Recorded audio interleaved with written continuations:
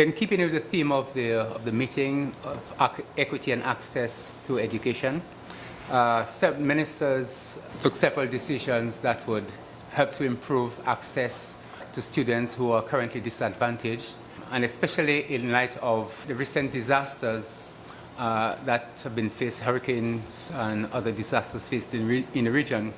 It was felt that a special look should be taken at measures to ensure that schools return to normalcy as quickly as possible, but also more particularly that schools were built in such a way that they were a lot more resilient to disasters.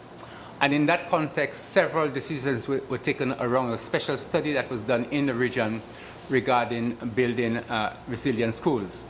And some of those decisions related to conduct sensitization seminars within each of the member states on disaster risk reduction guidelines, those guidelines that were developed by the consultants.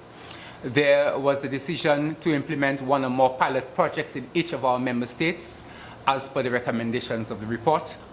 And also, with respect to the guidelines, it was thought that there was a need to develop a handbook to help implement those guidelines. The ministers mandated the OECS Commission to mobilize resources to undertake an assessment of existing schools across the OECS. It was felt that based on the existing guidelines, it may be the case that many of our schools did not meet the minimum standards required of those guidelines, and that an assessment would be done. But quite apart from issues related to equity and access, ministers also consulted on the important issue of student learning, I think, which is at the core of our business and the minister's business, that is to enhance learning across the school system. And many of the decisions related to strategies, policies, legislation that could help to improve student learning. And specific recommendations made along those lines related to decisions regarding policy and plans that could help improve the planning framework. And one key decision was to ask CXC to release data on the CSEC examinations that will allow for the kind of analysis to better inform policy and programs to improve student learning. There were also decisions taken regarding the key assessments that were being done at key stages. For example, ministers endorsed original reading assessment strategy at key stage 2, that is at the grade 2 level.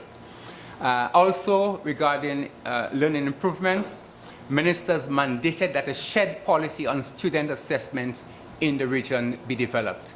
And this is, again, consistent with our ministers' or our government's approach to harmonize our policies, harmonize our approaches to the key issues that face the region. A very important recommendation that ministers recommended the design and implementation of strategies to address underachievement based on quite a number of studies that have been done that have shown that different populations, including males and including the disadvantaged, are not performing as well as others in our system.